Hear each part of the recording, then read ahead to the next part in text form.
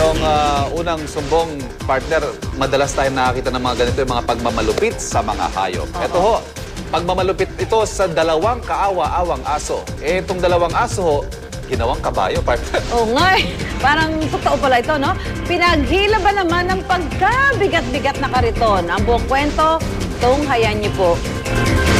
Mas best friend kung sila ay ituring dahil sa kanilang katapatan at walang sawang pagbabantay sa ating mga tahanan. Pero dito sa Calamba, Laguna, nakunan ang videong ito na di umani nagpapakita ng pang-aabuso sa mga aso. Makikita sa footage ang tila isang kariton na puno ng sako, plastik at iba pang kalakal.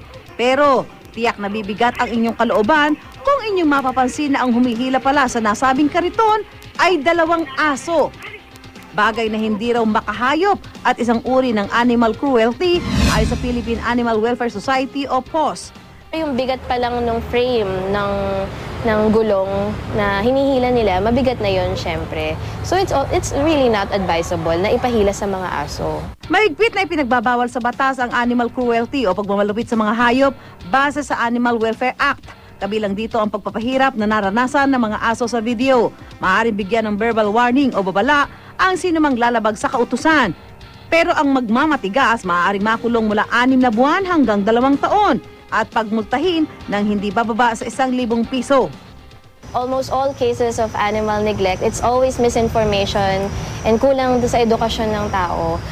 So kailangan mo nang kausapin si Manong and kailangan din siyang i-educate na hindi tama yung ganung gawain. Eventually, bibigay yung mga asong yan, eventually magkakasakit yan or may injure sila and hindi tama yung ganung practice.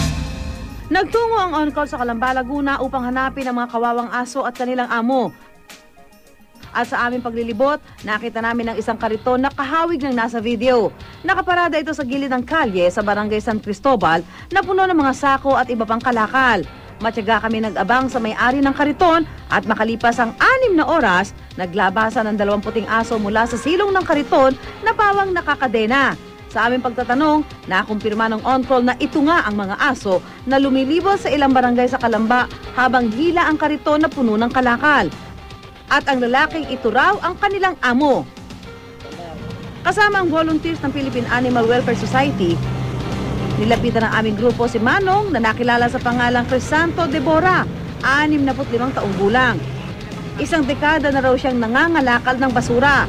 At aminado si Mang Crisanto na ang mga alaga niyang asong sina Justin at Ding Dong ang nakakasama niya sa paghahanap buhay. Malaking tulong din ito sa akin. Kasi nga ako, hindi sila kasama ko, hindi sila nagbabatak. Totalin niyo yung kalubang, yung paahong papaganon, napakahirap. Ay pag hinila ko to, wala silang dalawa, hindi ko kaya. Kaya mas maganda, katulong ko yung dalawa. Naintindihan naman po namin yung ginagawa nyo. At naintindihan po namin na kailangan nyo ng tulong. Pero nakasad po kasi sa batas tayo, tsaka bibigyan po kita ng kopya na yung mga ganitong bagay po, yung mga hayop po na mga ginagawa natin sa pagtatrabaho, ipinagbabawal po siya sa batas. Napansin nga po namin na wala man lang po silang nakahandang tubig na pwedeng inumin, lalo na po sa init po ng sikat ng araw, lalo na po sa ngayon. Mamaya naman, bibigyan ko na ito Opo, kumbaga dun pa lang po, meron na po tayong violation. Pangalawa po is meron pong video sa inyo na yun nga po, pinapatrabaho niyo po yung mga aso. Another violation po yun. So ngayon po tayo, wag po muna natin gamitin po yung mga aso paghihila po ng kariton. Matapos maipaliwanag ang batas, nagbigay ang PAWS ng ilang lata ng dog food at vitamins para kina Justin at Ding Dong. At si Tatay Cristobal, nangako namang hindi na isasama sa paghahanap buhay ang kanyang mga alaga. Ay di bukas na bukas yun na lang aking gagawin. Na yung aking mga asaw, hindi ko na dadalhin. Gagawin ko na lang ng paraan na sila ay merong masilungan. Tao man o hayop ay may karapatang mamuhay ng magginhawa.